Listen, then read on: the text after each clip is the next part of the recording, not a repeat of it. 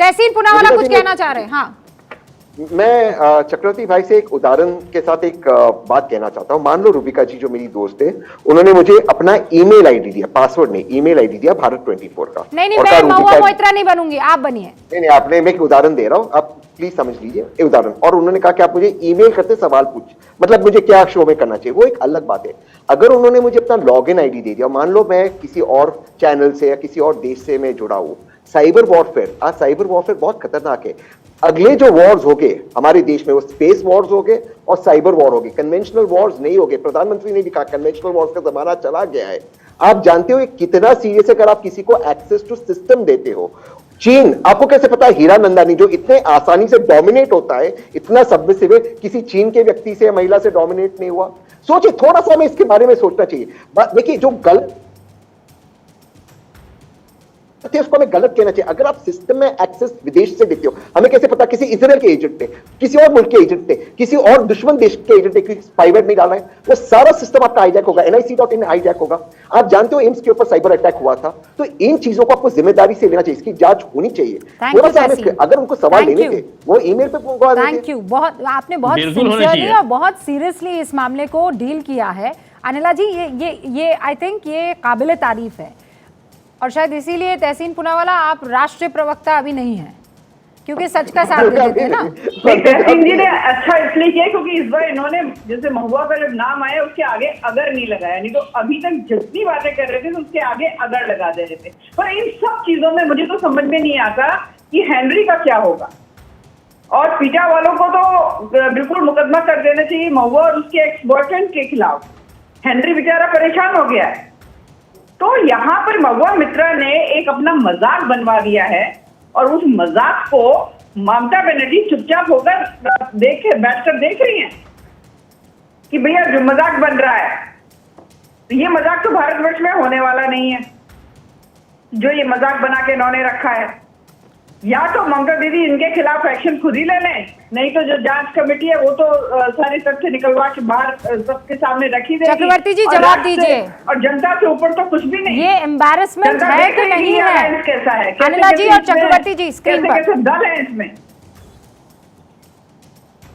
देखिए, पहली बात तो ये बता रही है कि ममता जी बोल तो नहीं रही है, वो महुआ मोइत्रा खुद ही सक्षम है अपने आप को डिफेंड करने के लिए।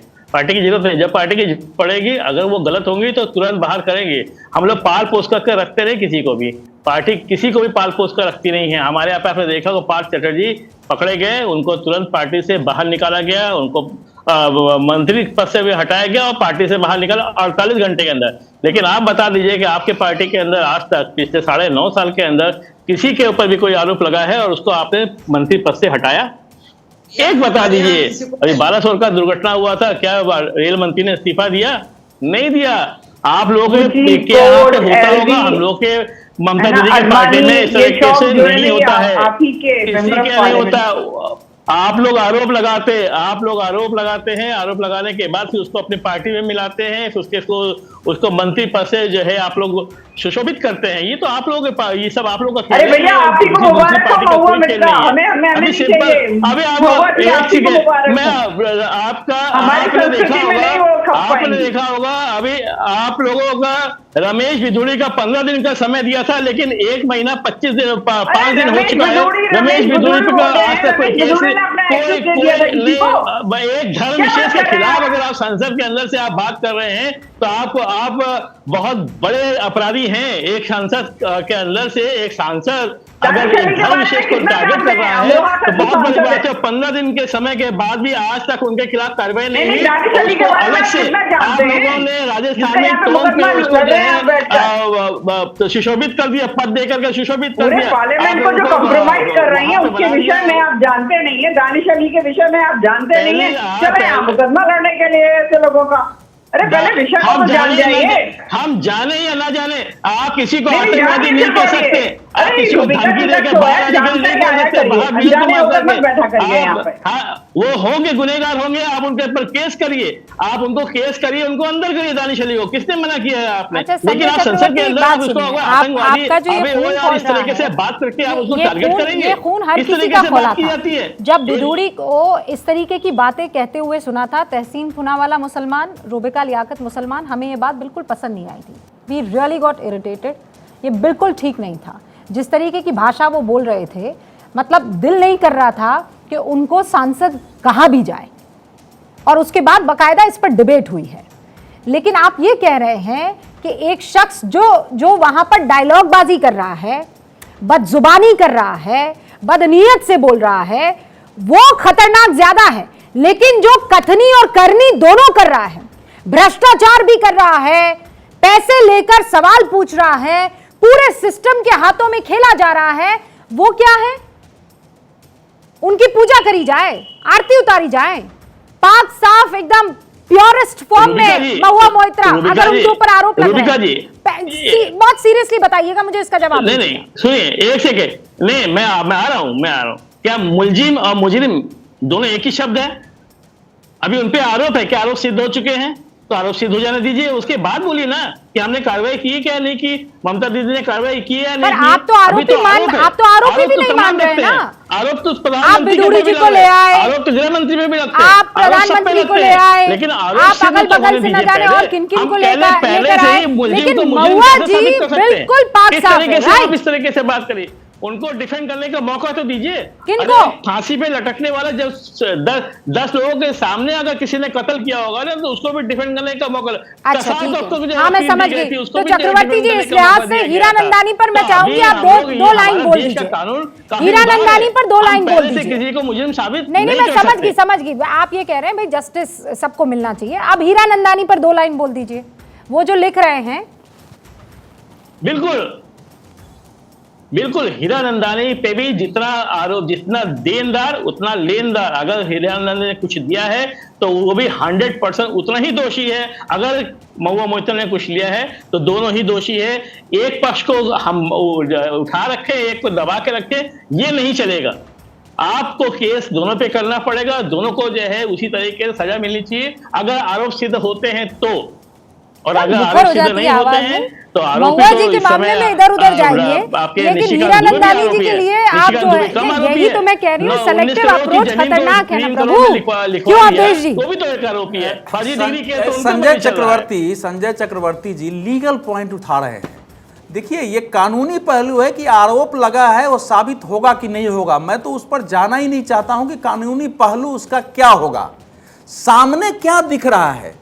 अगर एक सरकार को आप पूरी दुनिया में ये बता रहे हैं कि एक पूंजीपति के लिए ये सरकार न्यौछावर है और उस पूंजीपति को अनड्यू एडवांटेज दे रही है, देश के दूसरे कारोबारियों को क्षति पहुंचा रही है, तो ये पूरे भारत की इमेज को वर्ल्ड कॉर्पोरेट के बीच में खराब करना हुआ। ये सामान्य घटना नहीं है, अभी तो हम वहां तक देख रहे हैं। क्योंकि अडानी को लेके देश और विदेश की शक्तियां जिस ढंग से सक्रिय हुई थी, जिस ढंग से रिपोर्ट आई है, और अब जो महुआ मोइत्रा का आया है, उससे तो क्लियर दिखाई दे रहा है कि एक क्रिमिनल कॉन्स्पिरेसी जैसा इसके पीछे थी और लोग अपने अपने तरीके से उसमें भूमिका निभा रहे थे। और महुआ मोइत्रा के और हीरा नंदानी के संबंधों का पहला निष्कर्ष यही है कि महुआ मोइत्रा के पास अडानी के भ्रष्टाचार को लेकर अपनी ओर से कोई जानकारी नहीं थी।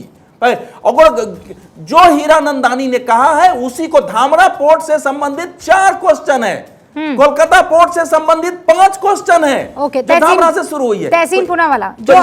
इसलिए मैं कह रहा हूं कि उनके ऊपर आरोप सिद्ध होगा नहीं होगा एक अलग पक्ष है, लेकिन देश की दृष्टि में एक सांसद ने कॉर्पोरेट का लॉबी बन करके और अपने लोभ लालच के आधार पर और पॉलिटिकल आइडियोलॉजी के आधार पर जिस ढंग से देश के साथ जो है, देश के हित के साथ खिलवाड़ किया है, वो तो देश के सामने है। अब इसमें सजा हो नहीं। तहसीन पुनावाला, 2 मामले हैं ना इसमें, एक तो क्रिमिनल चार्जेस को लेकर, क्या ये क्रिमिनल ब्रैकेट में आते हैं कि नहीं आते हैं। इनफैक्ट कई ऐसे जानकार हैं जो कह रहे हैं अभी नहीं, अभी तो एथिक्स कमेटी के पास है, लेकिन वो दिन दूर नहीं है जब महुआ मोइत्रा को ये मुश्किल झेलनी पड़ जाएगी। क्योंकि जैसा आपने बताया कि ये सिर्फ ऐसे दिख रहा है कि कोई बात नहीं, तोहफा था, हैप्पी बर्थडे टू यू, ले लो, ये वो वाला मामला नहीं था।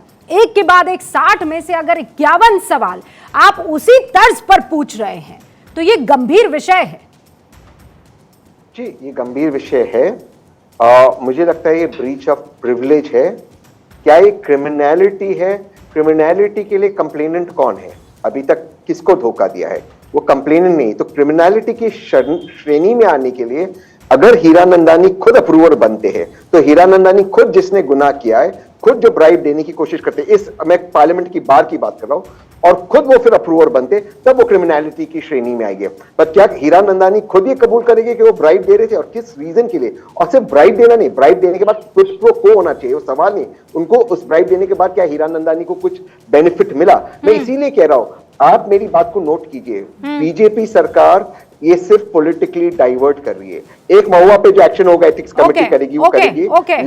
लेकिन अगर ये गंभीर है और देश की सुरक्षा का मामला है, जो मैं मानता हूं, तो हीरानंदानी को दुबई से खींच कर लाओ और उसको यहाँ जेल में बंद करो और पूछो उसको पासवर्ड कैसे, और उसके कॉन्ट्रैक्ट्स उत्तर प्रदेश में कैंसिल करो। करने का काम कर रहे हैं या वाकई आप इसे गंभीर तरीके से ले रहे हैं, और अगर हाँ तो फिर कौन करेगा केस?